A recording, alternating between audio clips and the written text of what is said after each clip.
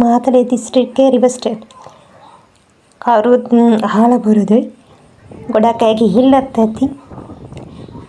ඇත්තටම හරිම ලස්සන සුන්දර දර්ශනයක් තමයි ලැබෙන්නේ එතන ගියාට පස්සේ. ඉතින් මේ රිවර්ස්ටේට් වල පොඩි පොඩි කඳු ගැට, ලොකු කඳු පන්ති. ඈතින් ජලාශයක් පේනවා. මම හිතන්නේ මොරගහ කන්ද වෙන්න ඕනේ. ඉතින් මේ යන ගමන් කඳු පන්ති පහ කරගෙන ගියේ. ඇත්තට මේ පාරත් මේ පොඩක් ගැස්සි තමයි ගියේ. වීඩියෝ එක ගැස්සෙන්නේත් ඒකයි. රිවර්ස්ටේට් වලට ගියාම පිටවල පතන බඹර කිරියල්ල මේ වගේම තමයි සුන්දර ස්ථාන දෙක බලා ගන්න පුළුවන්. පිටවල පතන ඉඳන් බලන්න පුළුවන් මෝහ දැක්ක ගෝන්න දැක්ක. මං හිතන්නේ දැන් තත්ත්වය කොහොමද කියලා යන්න එපා කියලා තමයි තිබුණේ.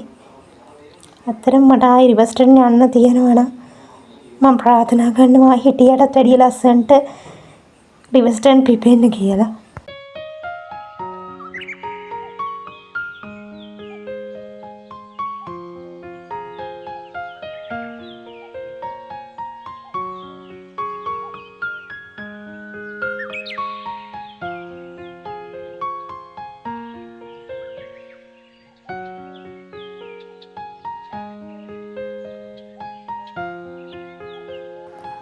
මේ තියෙන්නේ තවත් කඳු පන්තියක්.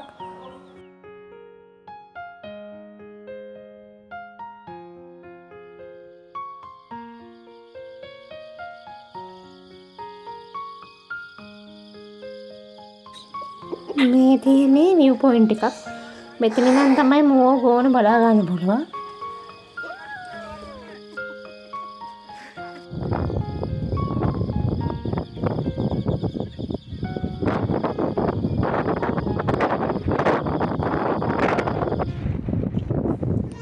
ඉතින් රිවර්ස්ටේට් වල ඉහළට යන්න සුළං තත්ත්වය පොඩ්ඩක් වැඩි. අපි වගේ අය ගියොත් ගහගෙන යාමේ ප්‍රවණතාවයත් වැඩි. මේ තවත් ස්ථානයක් නරඹන්න යන ගමන් මේ තියෙන්නේ මිනි වර්ල්ඩ් එන්ඩ්. ඇත්තට මේ අයින්ට යන්න දෙන්නේ නැහැ. සුළං තත්ත්වය වැඩි වුණාම වැටෙන්න පුළුවන් පාරට. මේ තියෙන්නේ තව මිනි වර්ල්ඩ් එන්ඩ් එකේ දර්ශන. ඉතින් එතන ලොකු ප්‍රපාතයක් තමයි තියෙන්නේ. එතන තමයි මිනි වර්ල්ඩ් එන්ඩ්.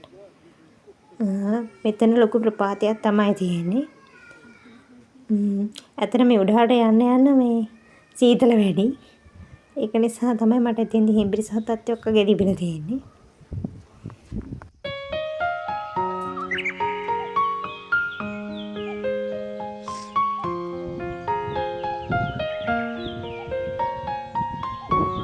මේ තියෙන්නේ දියුල්පතකින් එන පිරිසිදු පානීය ජලය. ඇත්තටම බොන්න පුළුවන් ඒ වතුර. දැන් නම් කොහොමද දන්නේ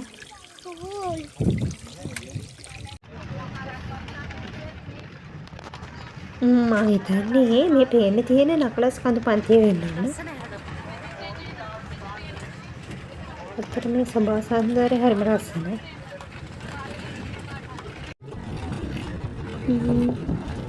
ඇත්තටම ඒ රිවර්ස්ටේට් වල දර්ශනයට එඩිට් ඕනේ, එෆෙක්ට් ඕනේ නැහැ.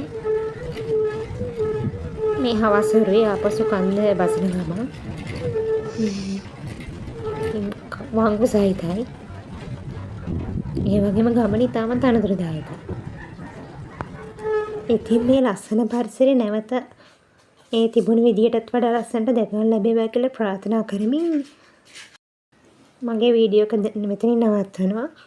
අහන් හිටියේ බලන් හිටියේ ඔයාලා හැමෝටම ගොඩාක් ස්තුතියි.